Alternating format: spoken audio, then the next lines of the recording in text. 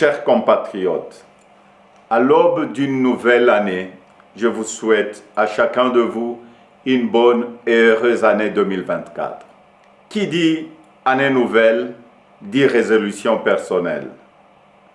Nous venons de vivre ensemble une histoire qui nous lie à jamais. Je vous remercie tous pour la grande confiance que vous m'avez manifestée tout au long de la campagne où nous avons pu nous parler et dresser de plans d'avenir. Je remercie tous mes alliés pour leur soutien.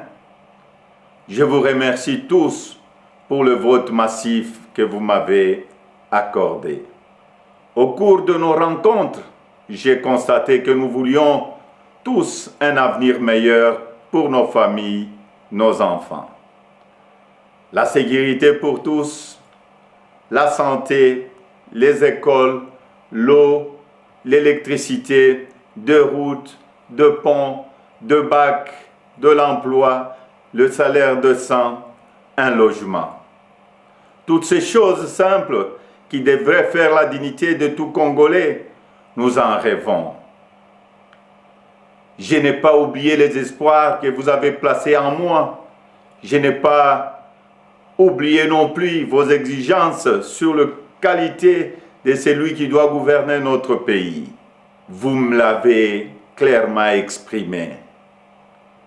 Vous voulez que le pays soit dirigé par des hommes intègres, ayant le sens de la justice et du bien commun. Vous exigez qu'on vous rende compte et qu'on vous associe plus étroitement à la gestion du pays, tant au niveau national, provincial que local. Lors de cette campagne, j'ai pris vis-à-vis de vous un engagement, celui de changer le Congo. Je n'entends pas le trahir.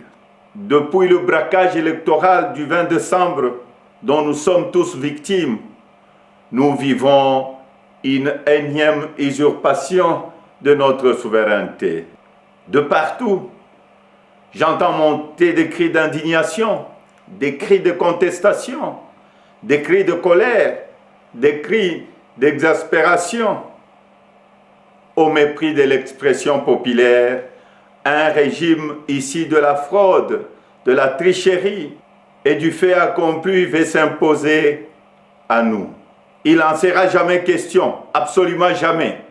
À l'aube de cette année nouvelle, au cours de laquelle nous aspirons à la paix, à la sécurité, à la stabilité et au développement, nous savons tous que nous ne pourrons jamais bâtir une nation apaisée et tisser le lien du vivre ensemble sur le mensonge, la fraude et la tricherie. Nous ne pourrons jamais bâtir un pays, un État, une nation sans retrouver notre fierté qui appelle à pouvoir choisir librement nos dirigeants. Le serment de liberté que nous ont légué le Père fondateur repose sur le lien sacré qui doit exister entre le peuple congolais et ses représentants. Tromper notre peuple ne fait qu'aggraver la lancinante crise de légitimité qui perdure dans notre pays et nous fait passer à côté de grands espoirs. Mes chers compatriotes, à vous tous qui avez porté vos suffrages sur moi, à vous tous qui savez qu'ensemble, un nouveau Congo est possible, je vous fais le serment de ne jamais vous abandonner. Nous entrons aujourd'hui dans une autre phase de notre quête pour la liberté. Nous devons ensemble soustraire notre pays des mains de la prédation, de la corruption, de la gabegie et de toutes les injustices. C'est pourquoi, avec d'autres compatriotes, avec les forces sociales et politiques et prise de liberté, un sursaut citoyen est nécessaire. Sauver notre démocratie est devenu plus qu'une priorité. C'est un devoir et je ne faillirai pas à mon devoir citoyen. Raison pour laquelle je vous demande de ne pas baisser le bras, de ne pas céder au découragement ou au pessimisme, mais bien au contraire, de reprendre la marche que nous avons engagée ensemble. Parce que rien n'est fini, tout est encore possible. Et ce nouveau Congo, nous y avons droit et nous ne laisserons à personne le droit de briser le rêve que nous avons de le bâtir ensemble. Notre Constitution nous invite à nous opposer à tout groupe d'individus qui veut prendre le pouvoir et s'y maintenir en dehors de la volonté du peuple congolais.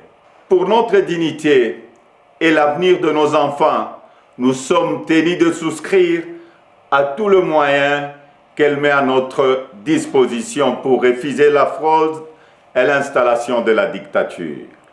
Peuple congolais, tenons bon, restons mobilisés. Le temps de l'action est venu. Par des actions pacifiques, démocratiques, nous allons résister et reconquérir notre droit le plus légitime, celui de faire échec à la fraude et de reprendre en main notre destin avec les dirigeants de notre choix. Amis partenaires, frères africains, les Congolais n'ont-ils pas le droit de vraies élections? Dites-moi, dans quel pays au monde l'on retrouve des machines à voter entre les mains des candidats du pouvoir et on se précipite à proclamer et à féliciter un vainqueur aux élections? Dites-moi le nom de ces pays. Citez-moi un seul pays au monde où l'on décide de prolonger la période des élections de 11 heures à 6 ou 7 jours et on se précipite ensuite à féliciter le vainqueur. Citez-moi un seul pays dans le monde où on proclame le vainqueur sur la base de bureaux de vote et de machines à voter dont on ne connaît même pas le nombre au jour de l'élection. Personne ne peut s'ériger en complice de cette fraude électorale que nous accepterons jamais. Que vive la République démocratique du Congo, unie, libre et prospère. Merci.